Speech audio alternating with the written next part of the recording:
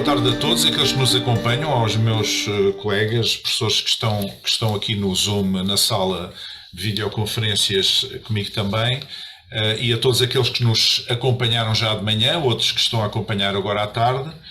Nós vamos entrar agora no período da tarde destas jornadas, sétimas jornadas de cristianismo contemporâneo, dedicadas ao tema fé e violência. Vamos ter agora um segundo painel que vai ser moderado pelo professor Luís Lacher. Depois, às 17 horas, vamos ter então depois do painel haverá um pequeno debate, não é? Às 17 horas teremos então uma mesa redonda com todos os oradores sobre a questão como é que podemos viver num mundo com violência. E, entretanto, quero convidar todos aqueles que nos acompanham e que tenham questões, perguntas, achegas, enfim, especialmente questões para colocar para o debate, a colocá-las na caixa de comentários do Facebook da Ciência das Religiões, onde estas jornadas estão a ser transmitidas ao vivo, em direto, e sabendo que mais tarde haveremos de ter também os vídeos editados e publicados no YouTube, na página do YouTube da Ciência das Religiões. Portanto, espero que esta tarde seja muito rica, como foi a de manhã, a nossa manhã. Temos dois excelentes oradores e eu passo a palavra desde já ao professor Luís Lacher, a quem agradeço a sua colaboração também para ser moderador deste painel da tarde. Faça favor. Olá, boa tarde a todos. Vamos ter agora a oportunidade de assistir a uma conferência interessante e muito importante, mais a mais na linha do encontro que toda a comunidade europeia está a ter no Porto e que versa esta questão. E a questão que o professor Fabrício Vellic vai abordar é o cristão e a violência económica e social. Uma breve biografia. Fabrício Vellic é doutor em Teologia pela Faculdade Jesuíta de Filosofia e Teologia de Belo Horizonte e igualmente doutor em Teologia pela Universidade de Louvain, na Bélgica. É mestre em Teologia pela Faculdade Jesuíta de Belo Horizonte, bacharel em Filosofia e licenciado em Matemática pela Universidade Federal de Minas Gerais. Concluiu o pós-doutoramento na Faculdade Jesuíta de Filosofia e Teologia do Belo Horizonte em 2020, com o tema Teologia do Diálogo Interreligioso enquanto Teologia Política. Professor, bem-vindo e boa conferência. Olá, boa tarde a todos que estão aqui. Obrigado pelo convite. É sempre uma alegria muito grande poder compartilhar um pouco sobre as questões teológicas, principalmente sobre esse tema tão importante ao redor do mundo, né? Também aqui no Brasil, como a gente sabe, situações estão bastante complicadas no que tange a essa questão de violência. Então, eu acho que é importante, enquanto cristãos, refletirmos sobre essa temática. Eu agradeço imensamente o convite, agradeço também aos que estão assistindo, e eu já vou começar de uma vez para salvar o tempo que temos. Bom, o título dessa palestra, dessa conferência, vai ser O Cristão e as Violências Sociais e Econômicas. Bom, pode parecer estranho, assim, para aqueles e aquelas que estão acostumados à leitura dos evangelhos, ver a palavra cristão e violência em uma frase não adversativa. Contudo, como sabemos, ainda é muito comum o uso de textos bíblicos descontextualizados para justificar diversos tipos de violência. Ao mesmo tempo, é um fato que vivemos em um mundo permeado pela violência, o que nos leva a pensar e refletir sobre esse fenômeno a partir de uma ótica cristã contemporânea, ou seja, a partir de um cristianismo que já passou pela crítica, se quisermos utilizar a famosa expressão de Paul Ricoeur. Consequentemente, tal olhar não pode cair na tentação de ser ingênuo, mas reconhecendo e assumindo a crítica feita pelas ciências sociais, a psicanálise, a economia, dentre outras ciências, deve-se dispor a se reconhecer como também, em certa medida, responsável pela manutenção e pelo ambiente de violência no qual muitas vezes estamos inseridos. Seja por ação, em alguns casos, seja por omissão em outros, o cristianismo na contemporaneidade se mostra em diversos lugares como fomentador da violência que se faz contra a sociedade, tanto em nível social quanto em nível econômico. Nesse sentido, falar sobre o cristão e as violências sociais e econômicas não deve ser visto com espanto, como se tal cristianismo não tivesse nada a ver com isso, sendo somente alguém que está do lado de fora observando atônito aquilo que acontece no mundo. Muito pelo contrário, se o assunto é posto, é justamente porque ainda hoje é possível perceber que o uso da violência para sustentar estruturas cristãs ainda se mostra como recorrente e, infelizmente, tem levado diversas pessoas a desistirem da fé ou, numa forma mais sofisticada de violência, a psicológica, fazer com que tais pessoas se sintam aprisionadas dentro de determinadas igrejas com medo de, entre aspas, irem para o inferno, porque também, entre aspas, abandonaram o Senhor.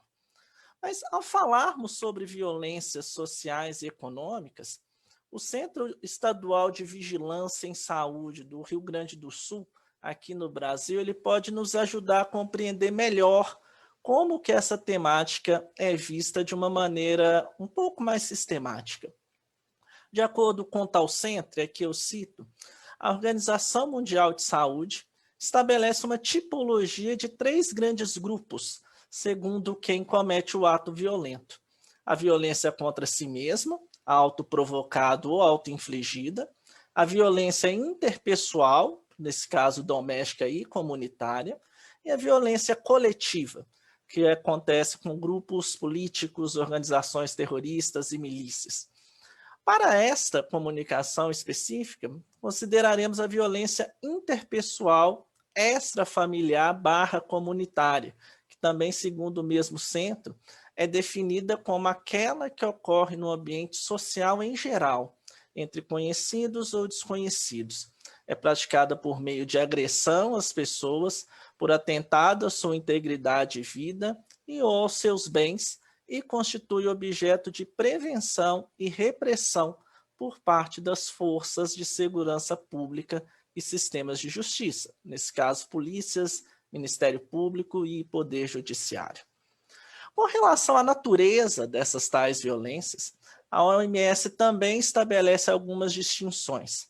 Para aquilo que nos interessa nessa comunicação, está situada a violência financeira e econômica, que também, de acordo com esse centro do Rio Grande do Sul, é o ato de violência que implica dano, perda, subtração, destruição ou retenção de objetos, documentos pessoais, instrumentos de trabalhos, bens e valores da pessoa atendida / vítima. Consiste na exploração imprópria ou ilegal ou no uso não consentido de seus recursos financeiros e patrimoniais. Esse tipo de violência ocorre sobretudo no âmbito familiar, sendo mais frequente contra pessoas idosas, mulheres e deficientes. Esse tipo de violência é também conhecida como violência patrimonial. Agora, com relação à violência social propriamente dita, uma vez que as categorias e o que se entende por violência já está um pouco definido, com relação à violência social, é sabido o quão grande é tal realidade em solo brasileiro. Aqui eu falo a partir de uma perspectiva brasileira. Os índices de criminalidade se mostram bastante altos, principalmente contra as populações negras e pobres da nossa sociedade.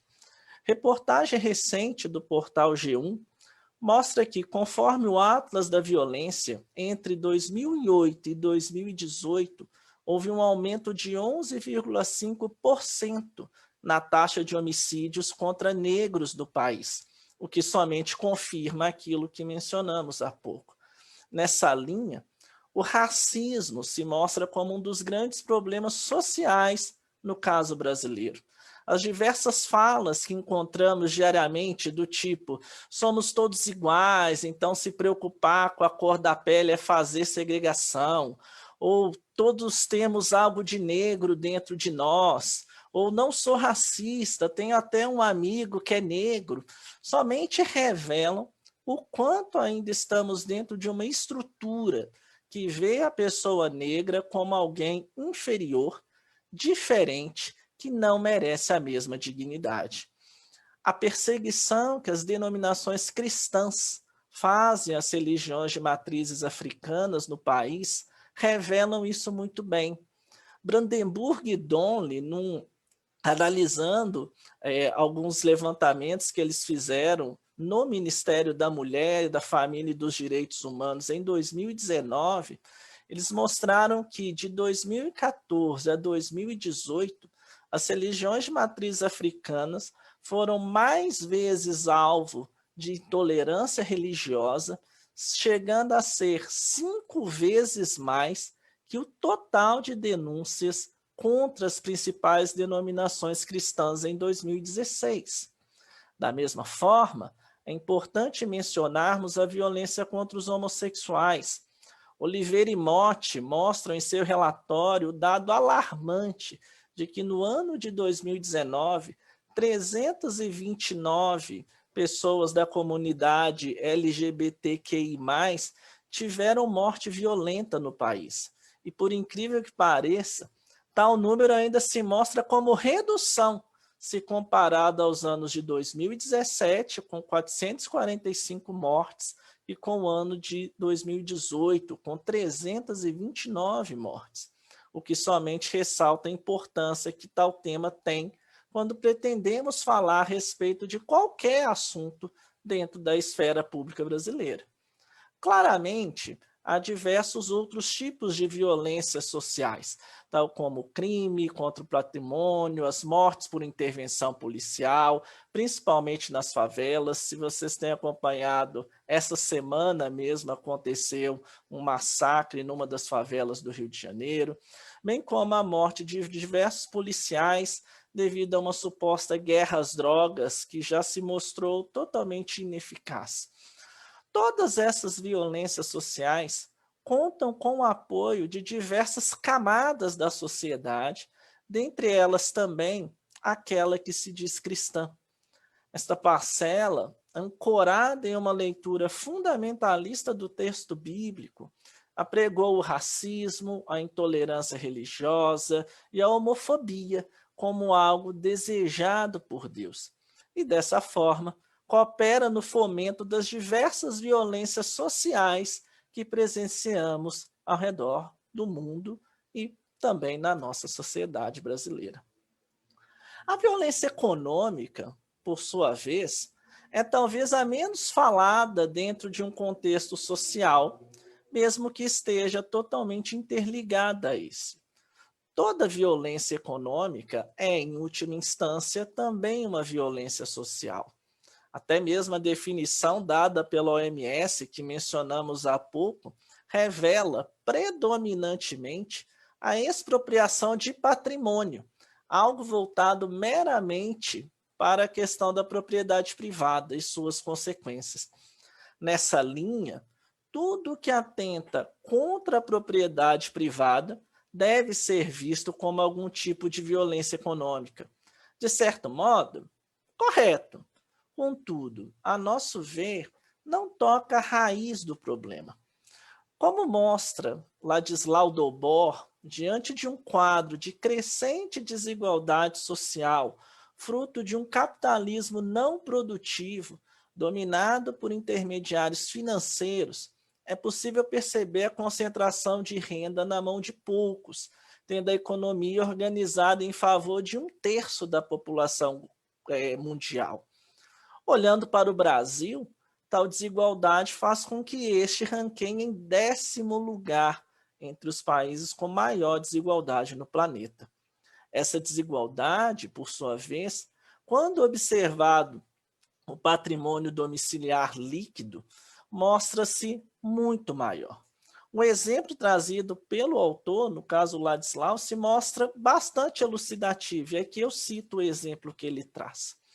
A lógica é muito simples. Quem recebe salário médio ou baixo, paga comida e transporte.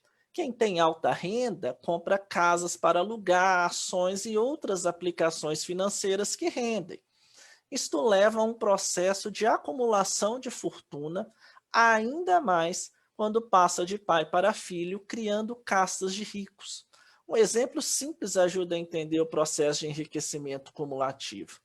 Um bilionário que aplica US$ 1 bilhão para render módicos 5% ao ano, está aumentando a sua riqueza em US$ 137 mil por dia.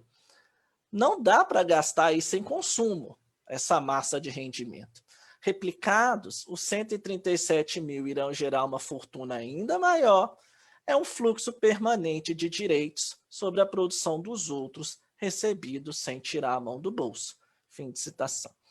Nessa linha, não é difícil perceber porque, conforme amplamente divulgado, 1% da população do planeta possui mais riqueza do que os outros 99%, revelando assim o fosso e a violência econômica que tal sistema, pautado por uma economia de matriz neoliberal, tem causado à vida das pessoas e à vida do próprio planeta. Dessa forma, concordamos com Dolbor quando este afirma que, e aqui eu cito novamente, um sistema em que o eixo de motivação se limita ao lucro, sem precisar se envolver nos impactos ambientais e sociais, fica preso na sua própria lógica. Tem tudo a ganhar com a extração máxima de recursos naturais e a externalização de custos, e nada a ganhar produzindo para quem tem pouca capacidade aquisitiva. A motivação do lucro a curto prazo age tanto contra a sustentabilidade como contra o desenvolvimento inclusivo. A deformação é sistêmica, é o próprio do conceito de governança corporativa que precisa ser repensado. As regras do jogo precisam mudar. Não se sustenta mais a crença de que se cada um buscar as suas vantagens individuais, o resultado será o melhor possível. Não há como escapar da necessidade de resgatar a governança do sistema e a janela de tempo que temos para fazê-lo é cada vez mais estreita. Fim de citação. Mesmo que o espaço que temos nessa comunicação não seja suficiente para aprofundarmos esses apontamentos, acreditamos que já é possível perceber qual a principal questão em voga quando se pensa em violência econômica na atualidade. Temos um problema estrutural próprio do capitalismo e que foi exacerbado pela perspectiva neoliberal a partir da década de 70 e 80. Tal economia neoliberal, com seu discurso meritocrático, pode ser percebida em diversas igrejas, principalmente naquelas de matriz neopentecostal. É comum nesse tipo de igreja o discurso de que Deus abençoa quem dá mais, ou ainda que o fracasso financeiro é consequência de um afastamento de Deus. Junta-se a isso uma teologia fundamentalista no que tange à moralidade e vemos surgir uma espécie de cristianismo híbrido, no qual um fundamentalismo de matriz puritana, aliado a um discurso meritocrático e neoliberal, tem sido responsável por uma violência psíquica, social e econômica na vida de muitas pessoas. Bom, agora que tais tipos de violência se mostram minimamente conhecidos, podemos tentar responder à pergunta: qual o papel do cristão frente a isso tudo? Claramente, as respostas simplistas de que basta orar que Deus resolve, ou ainda que isso faz parte dos desígnios ocultos de Deus, não cabem aqui. Isso não quer dizer que não se deve orar pelo mundo em que habitamos. Como cristãos, sim, devemos orar. Contudo, o que é demandado de cristãos e cristãs é que tenham uma ação efetiva no mundo em que vivem.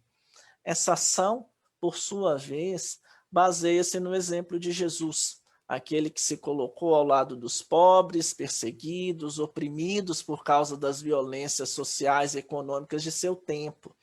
Da mesma forma, mostra-se como papel do cristão envolto no mundo violento, a proposição da paz em um mundo de guerras, uma vez que sabemos que não é com violência que se destrói violência. Velic e Francisco dão um bom resumo daquilo que é requerido de todo aquele e toda aquela que se diz cristão na atualidade, principalmente num contexto de violências sociais e econômicas como o que vislumbramos na atualidade. E aqui eu cito: são muitas as fronteiras que a contemporaneidade nos apresenta.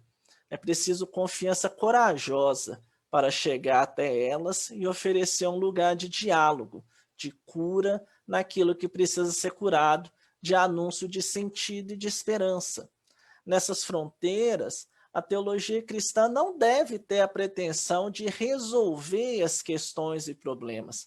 Ela deve ser um a mais, a unir forças para que a nossa sociedade alcance caminhos abertos, efetivos, dialógicos e plurais de superação de injustiças e daquilo que nos afasta do reino de Deus.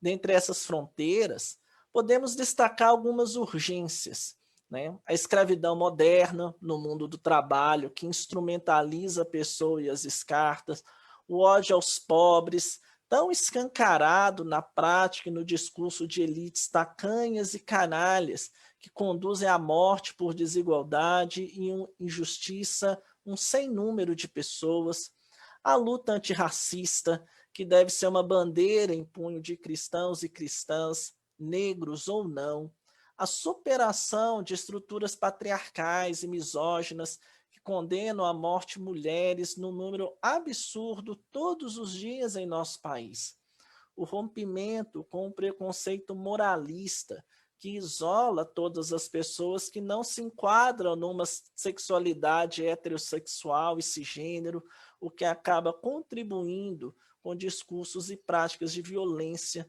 que levam a muitas mortes. O engajamento na defesa da democracia, quando uma política que gera morte se faz imperar e quando o flerte com autoritarismos são sempre ameaças reais. A questão ecológica, tão urgente e necessária para a sobrevivência do planeta, criação de Deus. Essas são apenas algumas das fronteiras urgentes para os nossos tempos, nas quais a atuação cristã é necessária, caso desejemos efetivamente servir aquilo que Jesus Cristo anunciou e inaugurou. E com essa citação, eu encerro a minha apresentação. Espero que coopere com a discussão e, mais uma vez, eu agradeço o convite.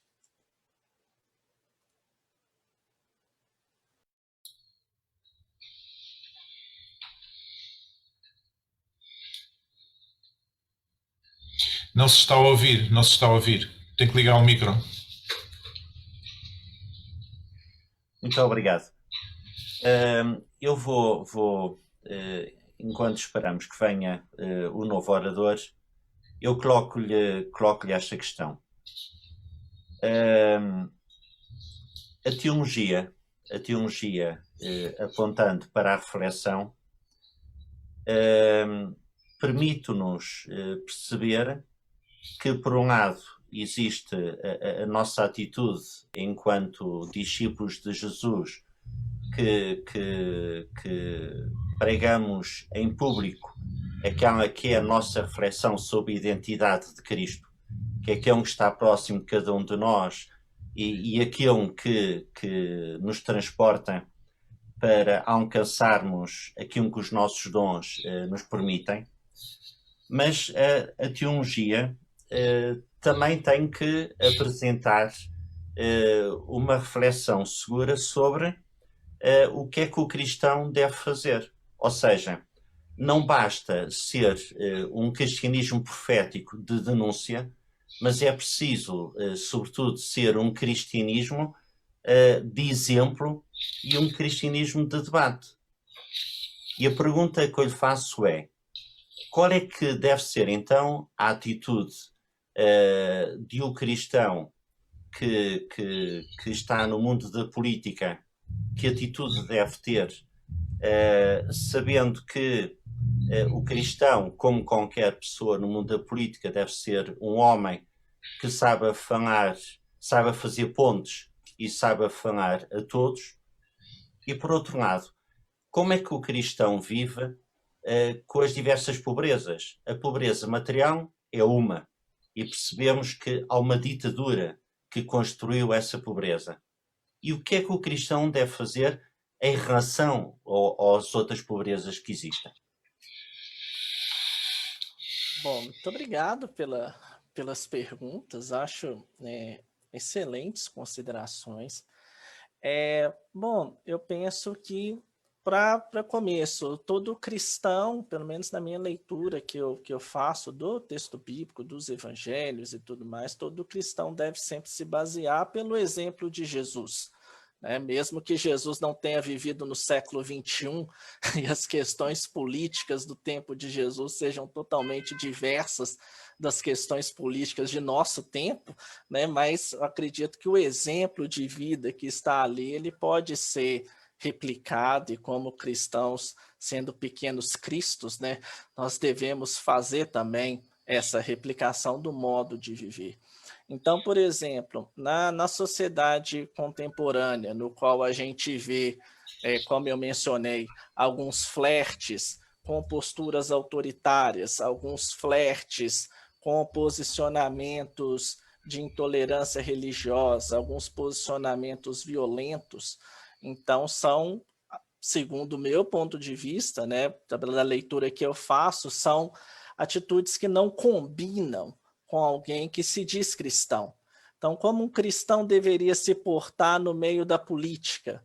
Ele deveria ser alguém que estaria sempre disposto a abrir pontes para o diálogo, para fortalecimento das democracias, para o fortalecimento das liberdades individuais, para o fortalecimento dos direitos, assim, constitucionais ou não, principalmente constitucionais, uma vez que dentro de um Estado democrático de direito, a Constituição deveria valer como carta máxima de como agir na sociedade. Então, a meu ver, o posicionamento cristão, ele deve estar sempre em consonância com essas garantias de liberdades e de diálogo, que eu percebo isso presente em muitas partes do Evangelho. Com relação como o cristão vive diante das pobrezas, na pobreza material parece que é muito claro e parece que já é assim, bastante divulgado e falado, como que o cristão deve agir frente à pobreza material, na questão de auxílio, de ter posturas filantrópicas, não somente financeiras, mas também de auxílio psicológico, auxílio espiritual e por aí vai. Sem dúvida. Na questão material, acho que isso é bastante difundido. Há diversas teologias que abordam esse tipo de coisa, como a teologia da libertação, por exemplo. Mas nas outras pobrezas, que você cita, psicológica, espiritual, eu acho que um dos caminhos mais profícuos que a teologia poderia ter hoje em dia seria de ser esse ambiente de escuta, seria ser esse lugar em que as pessoas pudessem vir, falar e serem ouvidas, e uma vez ouvidas, a partir da mensagem cristã, sair dali com uma mensagem de conforto, com uma mensagem de esperança, e não com uma mensagem de condenação, que infelizmente tem sido a tônica em muitas igrejas e em muitos lugares que dizem apregoar o evangelho, mas a pessoa entra lá desesperada, angustiada, e sai de lá mais desesperada e mais angustiada. Então, nesse sentido, perde-se justamente o que é ser cristão diante dessas pobrezas. Eu não sei se eu respondi sua questão do que você queria Pode realmente. responder. Obrigado. Obrigado. Foi bem perceptível. Então, se me permite, vamos agora avançar e dar as boas-vindas ao professor Jonatas Machado, que vai abordar o tema a influência dos princípios cristãos no direito dos conflitos armados. Jonatas Machado é doutorado em Ciências Jurídico-Políticas pela Faculdade de Direito da Universidade de Coimbra. Durante muitos anos esteve ligado ao ensino do direito constitucional, lecionando atualmente Direito Internacional, Direito da União Europeia e Direito Fiscal na mesma Faculdade de Direito da Universidade de Coimbra. Nos últimos anos tem exercido a função de diretor executivo do Ius Gentium Coimbra, Centro de Direitos Humanos, integra a lista de conciliadores do órgão de conciliação da Organização para a Segurança e Cooperação Europeia e é associado do European Consortium on Church and State Research. Professor, bem-vindo e uma boa conferência. A todos, eu desejava agradecer ao Dr. José Briços Lino por este amável convite e também então agradecer a apresentação do Dr. Luís Larcher, que foi, digamos, amável e simpática e gostava de saudar os presentes. É possível eu fazer uma apresentação de um PowerPoint só para visualizarem alguns aspectos? Então, se me permitem... Pode, sim, professor. Agora, só um momentinho. Pronto. Estão a ver esta apresentação aqui, não é? Estamos. Pronto. Eu vou ser muito rápido porque temos pouco tempo, mas talvez chamasse a atenção para alguns problemas, não é? Que são muito difíceis e têm sido discutidos ao longo de milénios e, portanto, não os vamos resolver aqui, mas que causam muitas vezes muita perplexidade a quem está de fora. Eu tenho aqui uma citação daquele famoso ateu Richard Dawkins, no seu livro Deus, um Delírio, não é? The God Delusion, em que ele diz o seguinte, não é? O Deus do Antigo Testamento é talvez o personagem mais desagradável da ficção, ciumento e com orgulho, controlador, mesquinho, injusto, intransigente, genocida étnico, vingativo, sedento de sangue, perseguidor misógino, homofóbico, racista, infanticida, filicida, pestilento, megalomaníaco, sadomasoquista e malévolo. Portanto, veem que ele não poupou nos adjetivos. E esta é uma posição que é conhecida. Nós vemos também, por exemplo, o mesmo discurso no José Saramago, às vezes, não é? Vemos realmente uma grande revolta, digamos, às vezes muito estranha para quem não acredita em Deus, não é? Mas ainda assim sente uma revolta tremenda contra este Deus, não é? E não se pode censurar isso, digamos, isso faz parte de um determinado entendimento. E de facto algumas questões são complexas, não é? Mas eu vou chamar aqui a atenção muito rapidamente, não podemos estar aqui a ler estas passagens nem a discuti-las, mas como sabem, uma das questões mais controversas, não é? Digamos, são as batalhas da entrada do povo de Israel na Terra Prometida, não é? Na conquista. E então temos aqui algumas passagens, não é? Digamos, porém das cidades destas nações que o Senhor ora, que o senhor, desculpem, agora só um momentinho.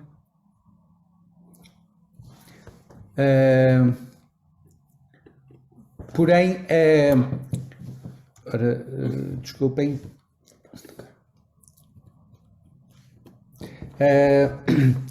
Que o Senhor Deus te dá a herança, nenhuma coisa que tem fogo deixarás com vida. Não é? Antes destruí-las-ás totalmente, os heteus, os amorreus, etc. E vem aí, como te ordenou o Senhor, e depois diz assim, depois tem aqui uma frase que é, para que não vos ensinem a fazer conforme a todas as suas abominações que fizeram a seus deuses e pequeis contra o Senhor vosso Deus. Não é? Portanto, temos aqui, de facto, um juízo duro, não é? Um juízo de extermínio, mas que, como veem aqui, tem um fundamento não tanto étnico, mas ético, não é? Para que não vos ensine a fazer conforme todas as suas abominações. Não é? Depois diz assim, quando sitiares a uma terra por muitos dias, pelejando contra ela para tomar, não destruirás o seu arvoredo, ou seja, no fundo haveria mais respeito pelas árvores, não é, do que propriamente pelas pessoas. Mas como vem aqui, digamos, um tipo de juízo que é um juízo moral a justificar digamos, este extermínio. Ou seja, como sabem, na definição clássica, o genocídio é de facto digamos, uma política de extermínio fundada por razões étnicas, razões raciais, razões religiosas. Aqui, de facto, o fundamento que é apresentado é um fundamento moral, não é? Depois diz assim, não é por causa da tua justiça nem pela retidão do teu coração que entras a possuir a terra, mas pela impiedade destas nações. O Senhor Deus as lança fora diante de ti. Ou seja, nós sabemos muitas vezes o que é que essas nações faziam, como realmente eram totalmente desprovidas de legalidade e de moralidade, não é? Em vários textos fala-se do sacrifício de crianças, digamos, da violência sem controlo, etc. E de facto isso é apresentado aqui como um fator, não é? Digamos, não é muito agradável de ver, mas de facto digamos, o juízo que é apresentado aqui. Depois continua, digamos, a caracterizar, digamos, os cananitas, com um aviso aqui aos israelitas, não é? E depois diz assim, por isso a terra está contaminada, não é? Por causa de todo um conjunto de coisas que eles faziam e que os judeus não deviam imitar, não é? A terra está contaminada e eu visito a sua iniquidade e a terra vomita os seus moradores.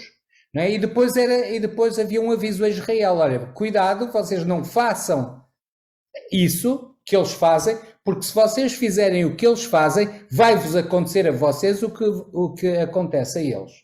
Não é? Portanto, no fundo há aqui, quer dizer, não há aqui uma ideia de superioridade étnica ou racial, há aqui uma ideia de juízo moral e vale para todos. Não é? Portanto, digamos aqui, esta ideia, é um juízo que vale para todos. Hoje é para os cananitas, mas amanhã pode ser para os judeus, se eles se comportarem como os cananitas. Portanto, diz assim, vós guardareis os meus estatutos e os meus juízos, e nenhuma destas abominações fareis, nem o natural, nem o estrangeiro que peregrina entre vós, porque todas estas abominações fizeram os homens desta terra, que nela estavam antes de vós, e a terra foi contaminada, para que a terra não vos vomite, havendo-a contaminado, como vomitou a nação que nela estava antes de vós. Portanto, realmente, aquilo que nós vemos aqui é que não há propriamente uma ideia de superioridade racial dos judeus que lhes dá o direito de fazerem o que quiserem.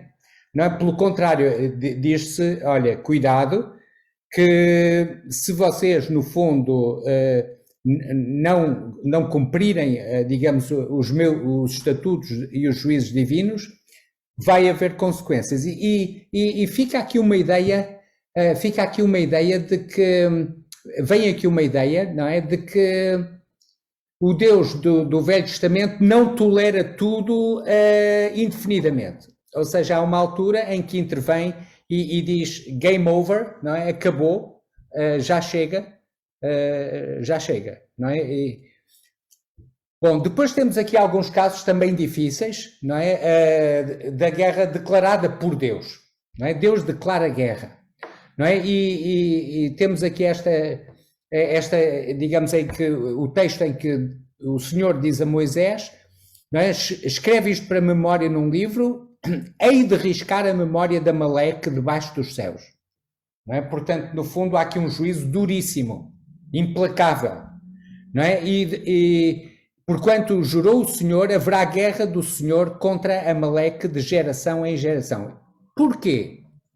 Não é? Porque, no fundo, aquilo que estava em causa era, lembra-te do que te fez Amaleque, não é? Quando o povo tinha vindo do Egito, tinha caminhado durante muito tempo, estava fraco, estava ferido, etc. Lá está, os amalequitas foram ao encontro e os feriram na retaguarda, ou seja, os amalequitas atacaram Israel quando Israel estava numa posição de vulnerabilidade e então isso terá sido tão condenável, não é, do ponto de vista do Velho Testamento, que está aqui esta mensagem: apagarás a memória de Amaleque debaixo do céu. Não te esqueças, não é? Portanto, temos aqui mais um relato daqueles que causa muita perplexidade e de facto são relatos difíceis, mas aqui a justificação moral é esta, é que os amalequitas tinham aproveitado uma posição de vulnerabilidade digamos, de Israel, não é? E tinham procurado tirar vantagem dessa posição, ferindo Israel por trás. Depois, outro caso aqui, não é? Outro caso, vinga, e falou o Senhor a Moisés, vinga os filhos de Israel dos medianitas, não é? Vingança do Senhor, não é? E aqui, qual era a justificação? A justificação era que, no fundo, os medianitas tinham contaminado, digamos, os israelitas e tinham, digamos, ido para um culto, que era um culto de fertilidade, era um culto de prostituição, era um culto de promiscuidade sexual e portanto, no fundo, diz Israel deteve-se em Sitim e o povo começou a prostituir-se com as filhas dos moabitas e eles convidaram o povo aos sacrifícios, etc, etc. E, portanto, no fundo, temos aqui que os midianitas, que eram os moabitas, não é? Viviam em Moab, havia esta ideia: afligireis os midianistas e os ferireis, porque eles vos afligiram a vós com os seus enganos. Ou seja, no fundo temos aqui uma guerra que não é uma guerra de conquista, não é? Que não é uma guerra de, digamos, simplesmente por dinheiro ou por poder ou por riqueza, mas é apresentada aqui no Velho Testamento como uma guerra com fundamento moral, uma guerra de realização da justiça, não é? De correção daquilo que está errado, não é? Claro que é compreensivelmente muito difícil de entender, mas temos que ver aqui que não era propriamente uma guerra arbitrária, não era o extermínio pelo extermínio, mas era de facto, há aqui um fundamento moral. Claro que não é fácil, não é? Para quem está, digamos, mais de 3.000 anos de distância e que não conhece o contexto, não é fácil entender, mas realmente temos aqui este conflito. Depois temos aqui algumas normas para a guerra contra outros povos. Uma coisa que há aqui, digamos, interessante é esta, é que quando os outros povos viviam longe, não é? Viviam longe, bom, e não forem uma grande ameaça, não é? No fundo, a ideia era digamos, apregoar-lhes a paz, não é? E será que se te responder em paz e te abrir as portas, todo o povo que se achar nela será tributário e te servirá. Portanto, havia aqui uma primeira ideia, que era a preferência pela paz, não é? Digamos, apregoar a paz, o entendimento. E depois, claro, havia um domínio pacífico, mas um domínio tributário, não é? Que era muito comum na antiguidade, digamos, aliás, digamos, o dízimo, não é? Digamos, por exemplo, quando Abraão pagou o dízimo a Melquisedeque, isso era uma prática tributária comum nas relações de vassalagem entre suzeranos, entre vassalos e suzeranos. Portanto, havia aqui, digamos, esta ideia. A paz. Se não houvesse paz, então, aqui, como vêem, era a guerra total.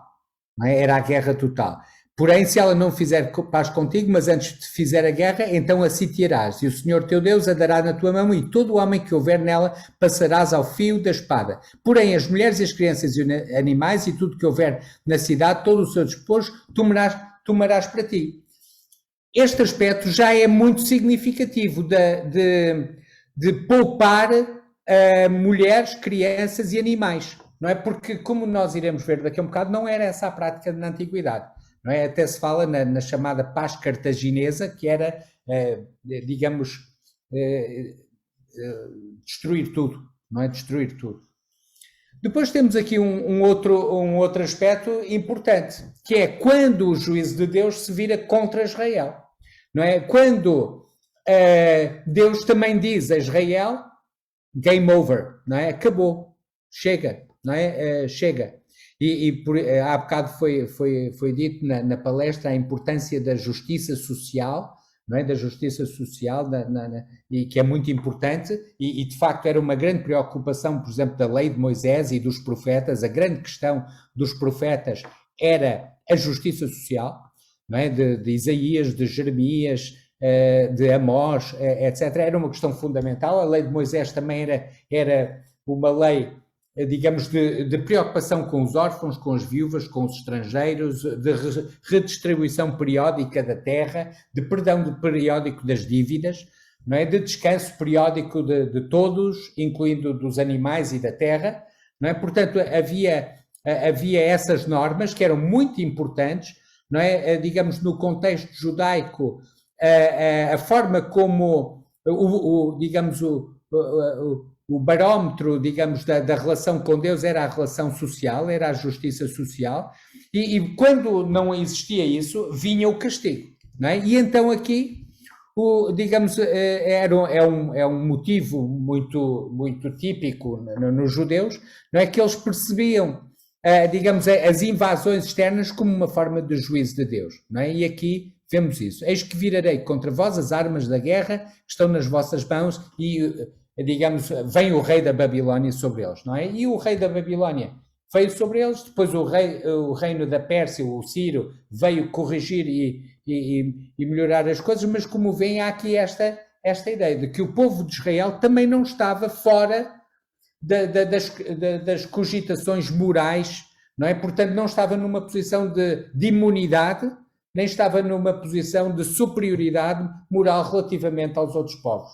Não é? Assim como às vezes Deus usava Israel para julgar os outros, às vezes usava os outros para julgar Israel, não é? E tratava todos, no fundo,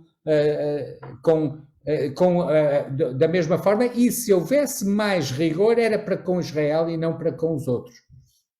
Não é? Aqui também, eis que suscito os caldeus, nação amarga e impetuosa, não é? E lá está a ideia do juízo. Eles virão todos para fazer violência. Havia um bocado esta compreensão, não é? Que nós vemos até mesmo em alguns livros apócrifos, vemos também, por exemplo, nos Macabeus, não é? Vemos no livro de Judite, não é? Esta ideia, digamos, do juízo de Deus, e às vezes também da salvação de Deus, digamos, às vezes, digamos, in extremis.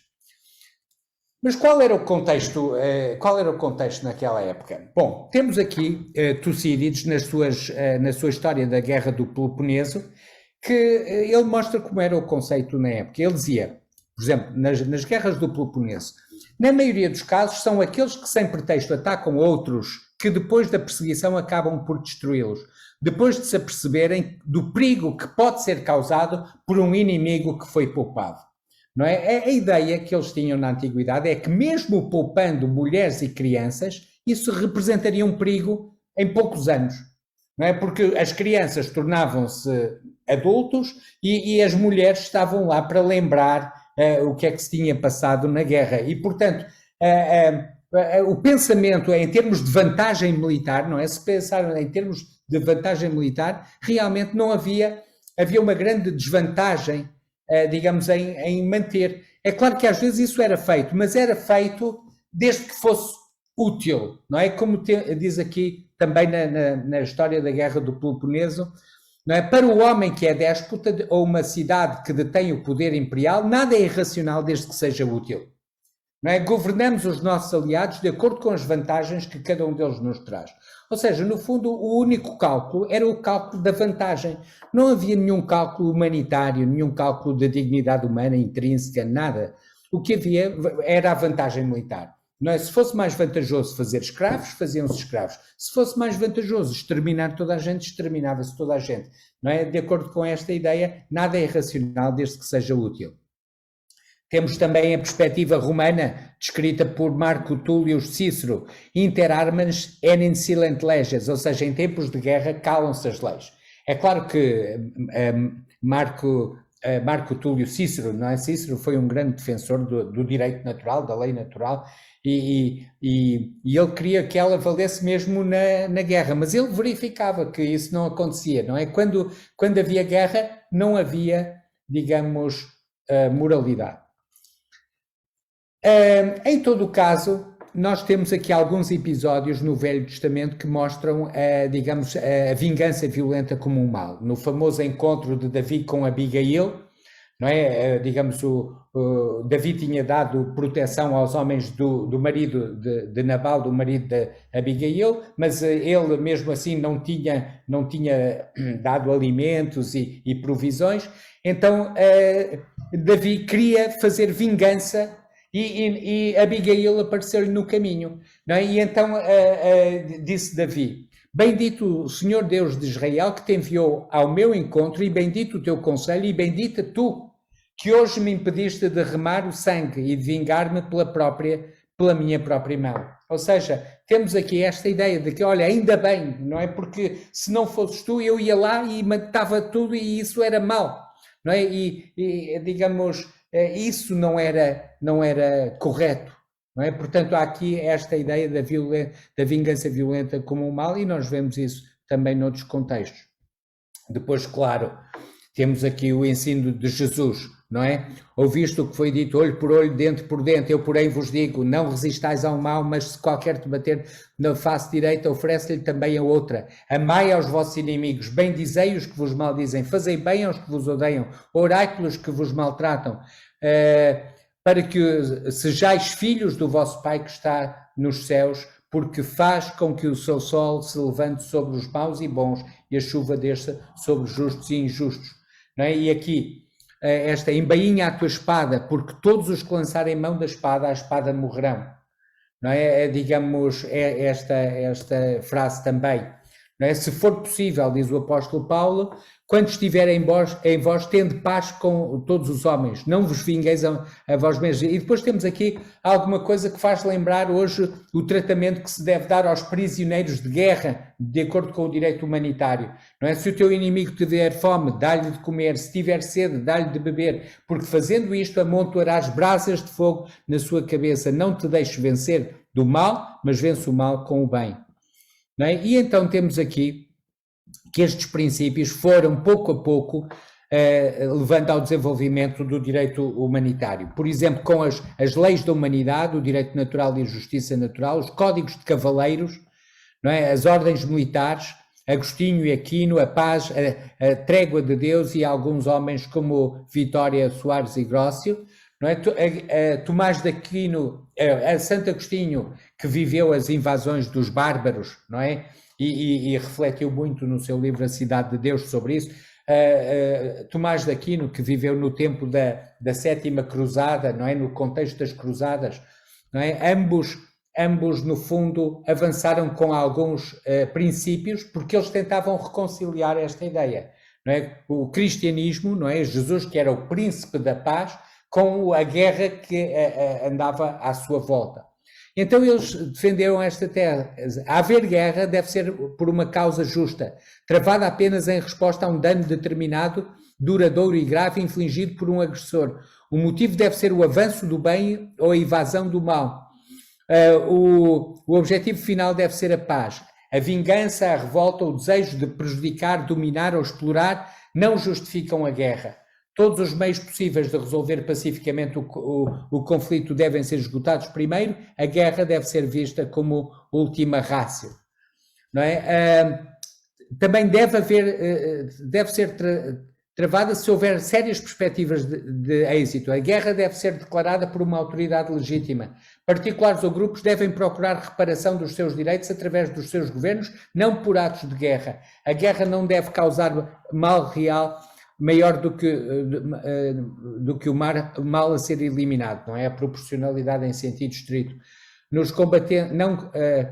Os não combatentes ou civis não devem ser prejudicados intencionalmente, prisioneiros e povos conquistados devem ser tratados com justiça. No fundo, podemos ver aqui digamos, uma síntese. Na teoria de Agostinho, 3 tipos de guerra eram moralmente defensáveis: a guerra defensiva contra a agressão, uma guerra para ganhar apenas reparações por um erro anterior e uma guerra para recuperar a propriedade roubada.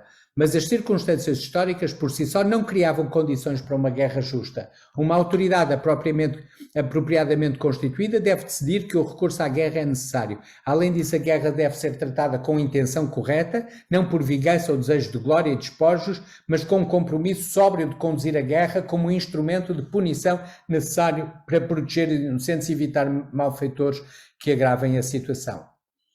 Não é? As intenções corretas seriam expressas, não apenas numa decisão de ir à guerra, mas também na condução justa de uma guerra.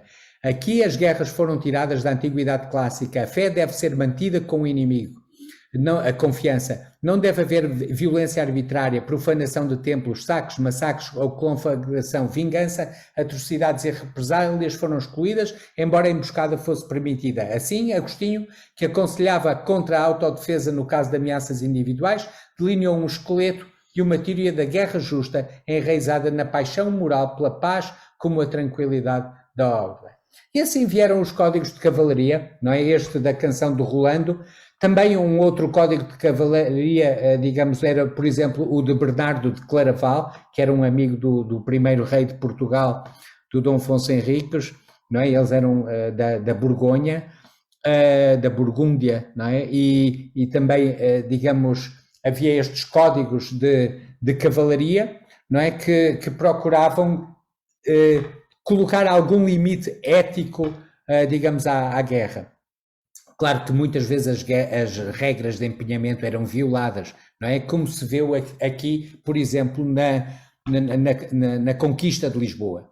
Não é? Na conquista de Lisboa, como sabem, Dom Afonso Henriques estava a cercar Lisboa, não é? Desde junho a outubro de 1147, e há um indivíduo que estava, um cruzado que estava a acompanhar e que relata o seguinte: o rei, Dom Afonso Henriques, entretanto atravessou os fortes muros da fortaleza a pé. Os homens de Colónia e os flamengos, que eram os cruzados, não é? Quando viram a cidade tantos despojos para a sua ganância, não observaram os seus juramentos e garantias religiosas. Eles correram aqui e ali, eles saquearam, eles derrubaram as portas, eles invadiram o interior de cada casa, eles afastaram os cidadãos e assediaram-nos injustamente, eles destruíram as roupas e utensílios, eles trataram as virgens de forma vergonhosa, eles agiram como se certo e errado fossem a mesma coisa. Eles secretamente tiraram tudo o que deveria ser propriedade comum, eles até cortaram a garganta do idoso bispo da cidade, matando contra todo o direito e justiça. Os normandos e os ingleses, no entanto, para quem a fé e a religião eram da maior importância,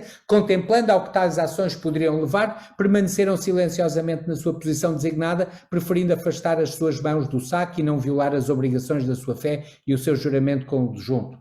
Este caso cobriu o conde de Aarschot e os líderes cristãos com grande vergonha, pois enquanto os seus homens haviam ignorado o juramento, os nossos, ao ficarem fora disso, tomavam manifesta avareza dos outros. Finalmente tomaram consciência e rogavam aos nossos homens, com orações fervorosas, que ocupássemos com eles as partes restantes da cidade, de modo a que, depois que o saque tivesse sido dividido, todos os ferimentos e furtos pudessem ser discutidos pacificamente e eles estariam preparados para corrigir os males que presumiram cometer. Temos aqui então, lá está, crimes de guerra cometidos, não é? Mas, e depois a tentativa de reparações, não é? Já com estes códigos que mostravam que nem tudo era permitido, mesmo quando havia violação digamos, das normas de empenhamento.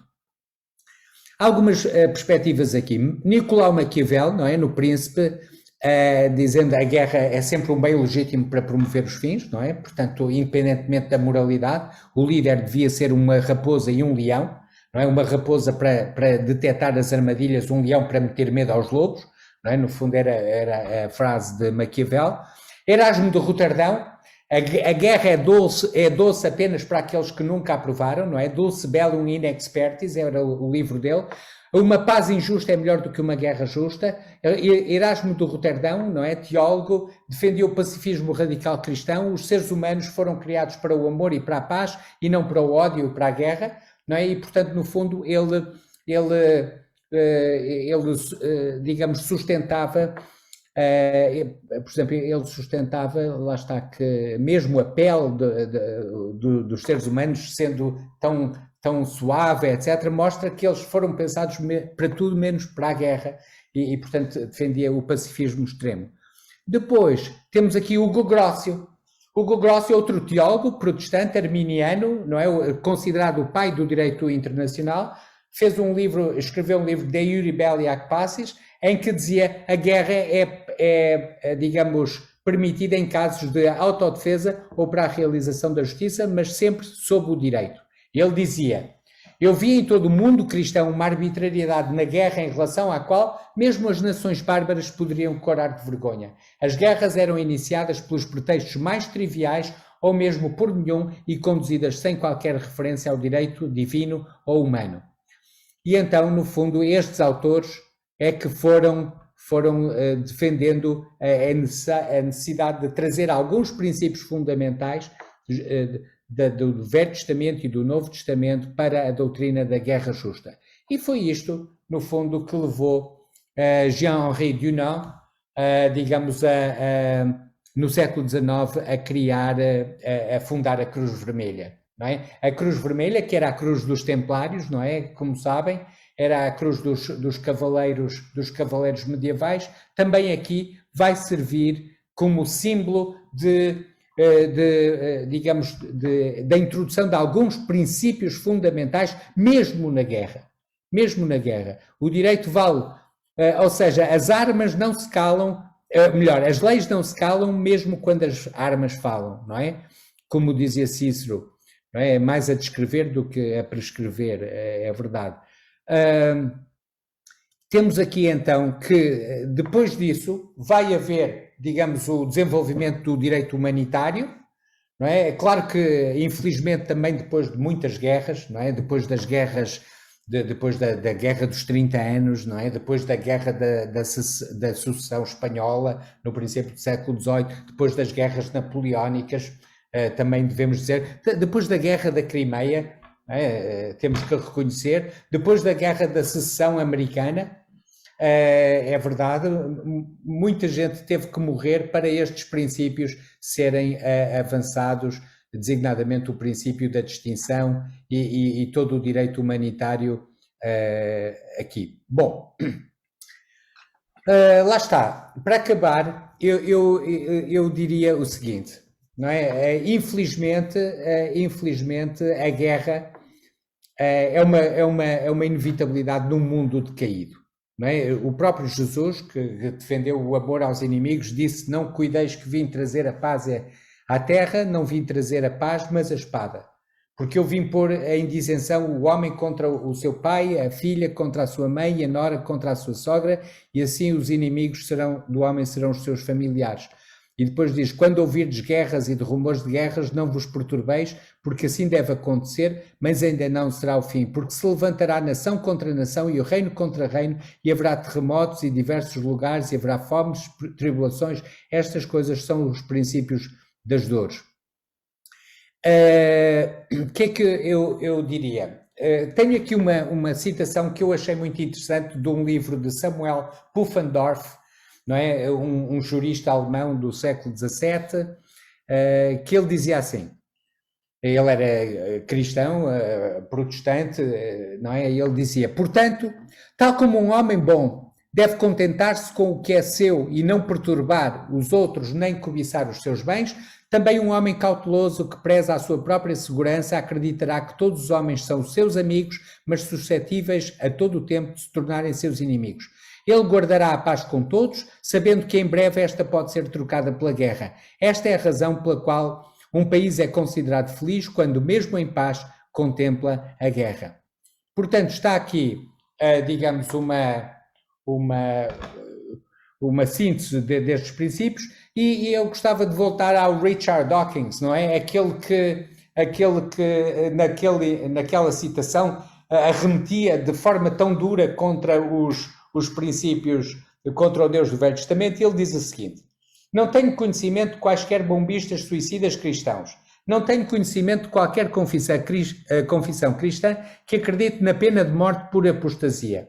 Tenho sentimentos contraditórios sobre o declínio do cristianismo, na medida em que ele pode ser uma proteção contra algo pior. Ou seja, o Richard Dawkins, não é, o famoso ateísta, agora olha para a sociedade e começa a ver, olha, se calhar realmente, apesar de tudo que atribuímos ao Deus do Velho Testamento, se calhar precisamos aqui de alguns princípios cristãos, porque eles podem defender-nos contra algo pior. Bom, infelizmente nós vemos também alguma violência de setores cristãos radicais, cristãos entre aspas radicais, digamos, supremacistas brancos e alguns atentados terroristas islamofóbicos que são preocupantes, não é? Se calhar nem eu que sou cristão seria tão otimista aqui sobre o cristianismo como o Richard Dawkins, que é ateu. Mas, apesar de tudo, acho que podemos dizer que com tantas sombras de cinzento que há, não é? Digamos, o cristianismo trouxe pensadores que acabaram por lançar as bases de muito daquilo que hoje é o sistema das Nações Unidas, a responsabilidade de proteger, o direito humanitário, etc. Mas claro, digamos, não podemos ter também uma visão, se calhar, tão otimista como aqui o Richard Dawkins, que não é cristão, mas que se calhar é mais otimista do que mesmo alguns cristãos, entre os quais eu me incluo. Muito obrigado pela vossa atenção. Muito obrigado, Sr. Professor. Eu vou dar agora um tempo para questões que queiram colocar.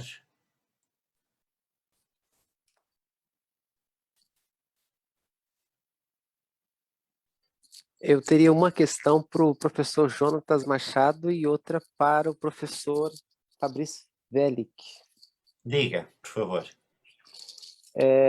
Bom, a primeira seria para o professor Fabrício Velic.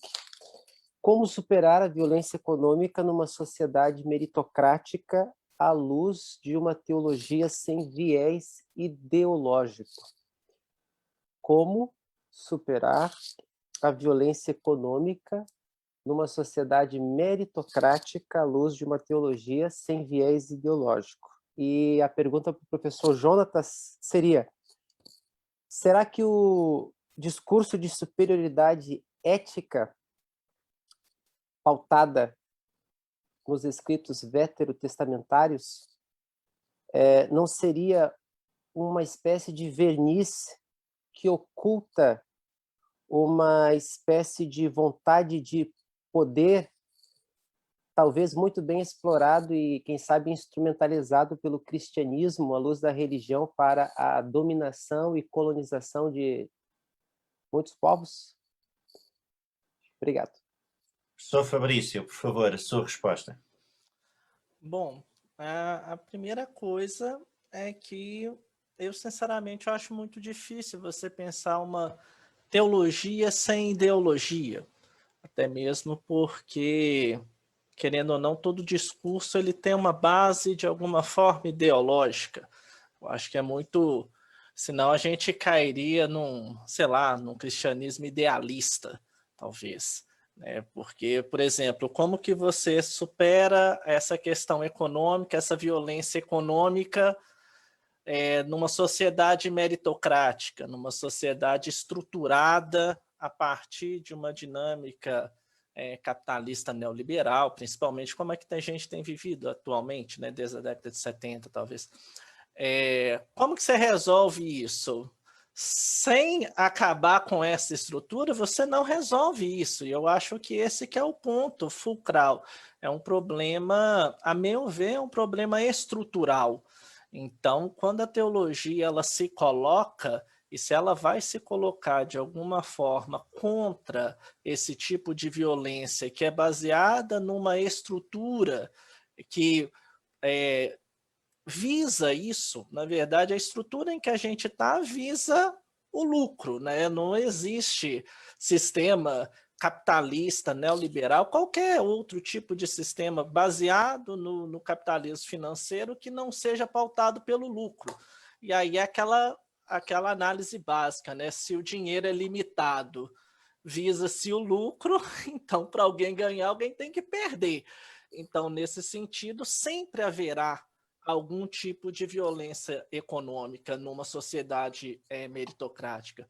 Então, nesse sentido, eu acho que a posição teológica cristã, ela sempre vai ter um viés ideológico, mas aí a questão é saber de qual ideologia que vai se partir, né? Se ela vai estar a favor dos que são oprimidos ou em favor daqueles que oprimem. Logicamente, sem fazer esse dualismo, muitas vezes simplista, entre opressor e oprimido. Essas categorias, elas precisam, logicamente, ser revistas, porque só essa dicotomia não ajuda muito, a gente já está careca de saber disso. Mas, a grosso modo, é demandado da teologia cristã tomar um partido, de alguma forma, e dentro de uma sociedade estruturada da forma como está, tomar algum partido é estar contra o outro lado. Então, nesse sentido é que eu acho meio complicado, não tem um viés não ideológico na teologia, mas sim de qual lado essa teologia vai se portar. Não sei se eu respondi sua questão a contento. Obrigado. Sr. Professor Jonatas, por favor. Pela questão, obrigado pela questão. É certamente uma questão muito interessante e que nos poderia levar a conversas apaixonantes.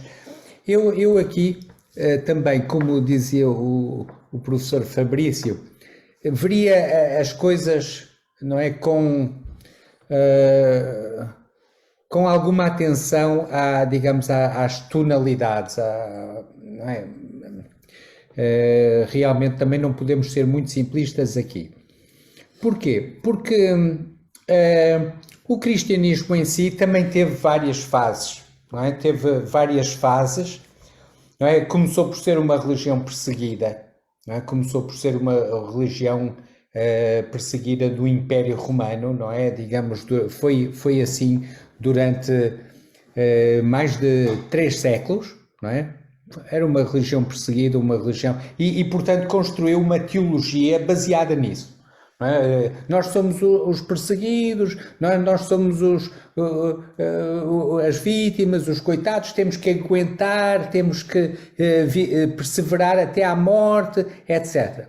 Depois, de repente, não é? De repente o imperador Constantino converte-se ao cristianismo.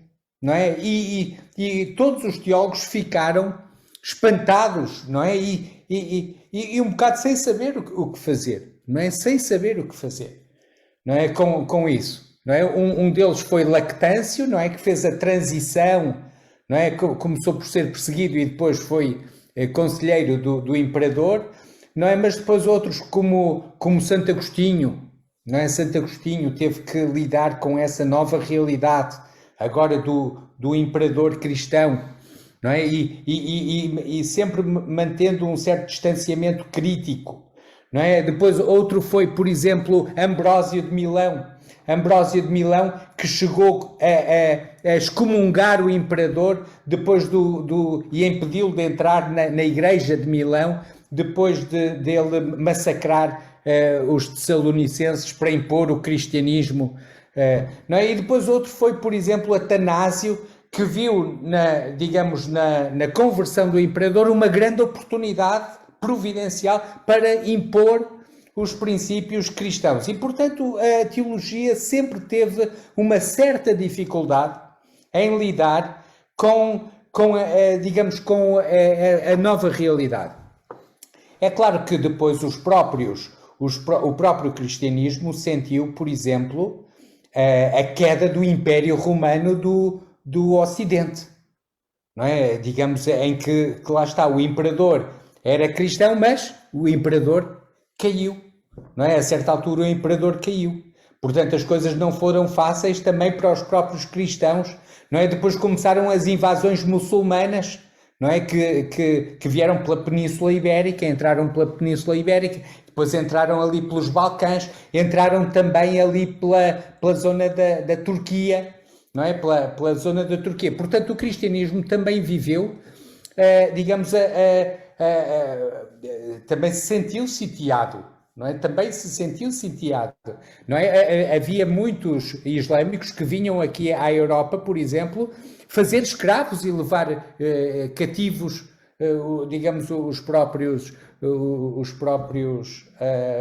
europeus, não é? Por exemplo, quando nós vamos a visitar os Açores, não é? Eles contam, eles têm lá de como às vezes vinham os turcos e os marroquinos, etc., tentar mesmo invadir os Açores para levar os escravos. Portanto, realmente havia aqui uma tensão, não é? Que se começou a desenvolver, com o islamismo a avançar pela África do Norte, pela Médio Oriente, depois a avançar ali pela Turquia, até à queda do próprio Império Romano do Oriente.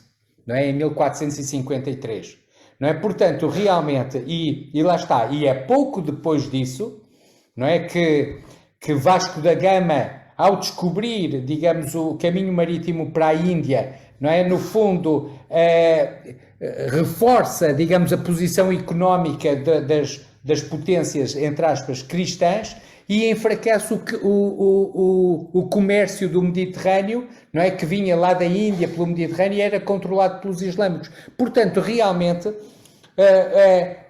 aquilo que nós vimos aí não foi necessariamente uma ideia triunfalista dos cristãos, a dizer, nós vamos vencer e tal. Não. Vemos uma realidade complexa em que os próprios cristãos também enfrentavam desafios geopolíticos importantes, desafios que às vezes os deixavam quase na iminência da derrota, não é? Portanto, eu aí veria o seguinte, e repare, e tudo isto num contexto em que também, a certa altura, Gengis Khan, os soldados do Gengis Khan chegam até ali à zona da Hungria, não é? E só param ali porque ouviram a notícia de que o Khan tinha morrido e então decidem voltar para trás, de repente, não é? Quando já estavam aqui. Ou seja, portanto, o que é que eu diria? Que não se pode dizer que os cristãos andaram triunfalistamente. Não, os cristãos viviam num contexto geopolítico complicado, em que os islâmicos estiveram às portas de Viena várias vezes, não é? Em que estiveram aqui quase, chegaram mesmo a passar para a França, aqui pela Espanha e por Portugal, digamos, e a ser, no fundo, derrotados por Carlos Martel e também por Plágio de Covadonga, etc. Portanto, o que é que nós vemos? Vemos um contexto geopolítico, digamos, complexo, não é? Que eles tiveram que enfrentar. E portanto, digamos, claro que, e nos teólogos, e também repara, havia depois os teólogos, por exemplo, que defendiam as posições imperiais e as posições reais, etc., e depois havia os críticos, não é? Por exemplo, no caso do Brasil, o padre António Vieira era um crítico, não é? Era um crítico da política colonial portuguesa, não é? O padre António Vieira. Mas depois havia outros que defendiam a política colonial portuguesa, que eram teólogos do reino, do rei, às vezes mesmo contra Roma, não é? Defendiam as posições do rei de Portugal ou do rei de Espanha contra o Papa, não é? Contra o Papa. Portanto, os próprios cristãos muitas vezes estavam divididos entre si, não é? Entre reinos cristãos, já para não falar depois na reforma protestante que acaba por dividir o mundo cristão e levar cristãos contra cristãos, etc. Mas mesmo os católicos muitas vezes estavam divididos entre si, em luta entre si e às vezes em luta contra o Papa. Em luta contra o Papa, não é? O próprio Papa, Roma foi várias vezes invadida por monarcas cristãos, não é? Portanto, eu acho que nós temos que ver que mesmo esta realidade foi uma realidade complexa. Claro que houve muitas coisas terríveis e é por isso que eu se calhar não sou tão otimista como mesmo o Richard Dawkins, digamos, é otimista. Mas, porque eu reconheço, digamos que há muitas sombras cinzentas aqui, e negras, e até se calhar, digamos aqui, mas cinzentas, aqui nestas, com aspectos muito, muito cruéis e tal. Mas lá está, também vejo que a realidade geopolítica não era fácil, não é? Havia desafios complexos. Obrigado. Professor Jonatas, levanto-lhe uma questão, enfim, neste tempo que temos curto. O Papa João Paulo II, da área católica, defendeu num discurso na ONU e depois em posições públicas o direito à ingerência humanitária, ou seja, que a comunidade internacional, liderada pela ONU, podia intervir nos países, independentemente do seu direito à soberania, a favor das pessoas, a favor da defesa dos direitos das pessoas. Por outro lado, também o mesmo Papa defendeu os direitos dos povos, ou seja, que há legitimidade que o povo que tem uma identidade, sobretudo cultural e histórica, se pode rebelar também pelas armas para poder defender a sua autonomia ou a sua independência. Pergunto-lhe, qual é a sua opinião? A posição papal, digamos, é um bocado baseada nestas doutrinas da guerra justa que já vêm então de Tomás de Aquino, por exemplo, e de Santo Agostinho, não é? Portanto, realmente não é nada de novo e que é, no fundo, a legítima defesa de terceiros, não é? A legítima defesa de terceiros, não é? Que é uma questão que moralmente, em abstrato, digamos, é correta, eu acho, não é? É correta. No fundo é a aplicação quase da parábola do bom samaritano a um povo inteiro, não é? Portanto, no fundo eu acho essa doutrina correta. E ela está na base também de uma doutrina que as Nações Unidas também apadrinharam, que é a responsabilidade de proteger, aquilo que eles chamam Responsibility to Protect, R2P, não é? Como eles chamam, Responsibility to Protect. Claro que, em abstrato, ela é correta. O problema é que, em concreto, ela pode ser muito perigosa, pode ser muito manipulável e foi utilizada, por exemplo, para afastar, digamos, o líder líbio Muammar Gaddafi, não é? A invasão da Líbia e o afastamento e a morte de Muammar Gaddafi foi baseado nesta doutrina, responsibility to protect. E nós vemos como é que está a Líbia depois, não é? Com a guerra civil. Portanto, lá está. Eu posso, em abstrato, aceitar isso como um princípio, não é? Essa também foi a Clinton Doctrine, não é? A Clinton Doctrine, o Clinton também disse isso na altura dos Balcãs, não é? Quando mesmo muçulmanos kosovares, muçulmanos bósnios, muçulmanos albaneses estavam a ser atacados por sérvios ortodoxos, não é? Cristãos, eles foram lá e invadiram sem autorização do Conselho de Segurança das Nações Unidas, porque os russos vetaram, não é? Os chineses vetaram, portanto, mesmo sem autorização do Conselho de Segurança, eles foram lá e fizeram uma invasão. E lá está. Também cometeram crimes de guerra, a NATO também foi acusada de crimes de guerra na Líbia, a França e o Reino Unido e os Estados Unidos, etc. E, portanto, o meu problema com essas doutrinas não é, eu acho que em abstrato podem ter mérito, o problema depois é em concreto, porque em concreto nós não temos uma instância imparcial, objetiva, digamos, independente, não é?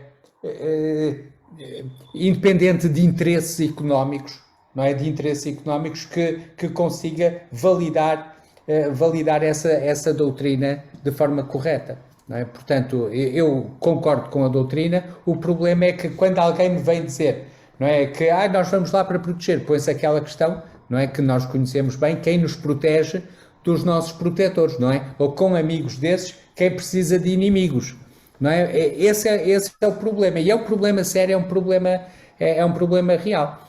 Agora, já que falou no Papa, pronto, parece-me que esta encíclica Fratelli Tutti, não é? Digamos, é mais o caminho por onde nós devemos seguir, no sentido de realmente procurar o diálogo, não é? O diálogo com todos, não é? E lá está, e reconhecer que se queremos paz entre as nações, tem que haver paz entre as religiões, não é? Tem que haver paz entre as religiões, não é? Só é possível paz entre as nações se houver paz entre as religiões. E nós não podemos ver as coisas, os muçulmanos estão lá longe e tal, e nós estamos aqui. Não, agora neste mundo, neste planeta pequeno, estamos todos juntos.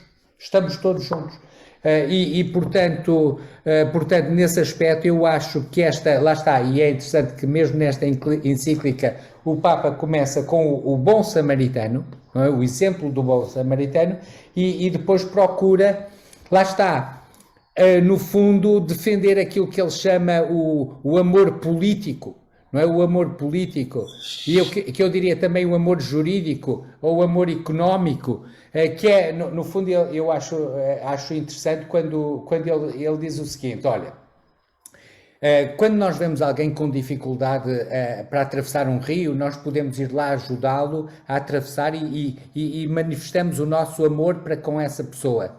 Mas quando um político decide construir uma ponte, não é? Aquela pessoa que tinha dificuldade em atravessar o rio já vai poder atravessar o rio porque o político fez ali uma ponte. E ao fazê-lo mostrou amor político. Ou seja, provavelmente o político nunca conheceu aquela pessoa de perto, não é? Nunca foi lá ajudá-la e pegá-la pela mão, etc. Mas acabou por fazer um gesto que foi a construção de uma ponte para resolver um problema daquela pessoa.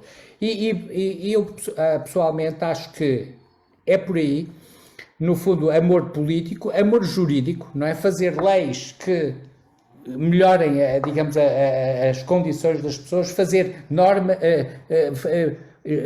alterar as estruturas económicas, como também tem sido aqui salientado, não é? Mostrar amor económico, não é? Amor económico, ou seja, também uma economia, lá está, social de mercado, não é? Uma economia social de mercado é uma economia em que o mercado funciona, e etc., mas que não é tudo. Não é o senhor, é um servo, não é o senhor, não pode estar acima de alguns interesses não económicos fundamentais, não é? Portanto, nesse aspecto, acho que esta encíclica Fratelli Tutti é muito interessante porque lança pistas importantes também para o diálogo e para a pacificação e acho que as confissões religiosas devem terem um papel muito importante, porque às vezes elas são parte do problema, porque não queremos comunismo, não queremos diálogo com eles, mas tem que haver diálogo, Acho que não há alternativa ao diálogo, porque não há, digamos, não há como... A alternativa ao diálogo é realmente a desconfiança e o ressentimento e a violência. Muito obrigado, Sr. Professor. E, como já termina o nosso tempo, gostaria de agradecer os belíssimos contributos ao Sr. Professor Fabrício Velica e ao Sr. Professor Jonatas Machado. Professor Luís, passo-lhe a palavra.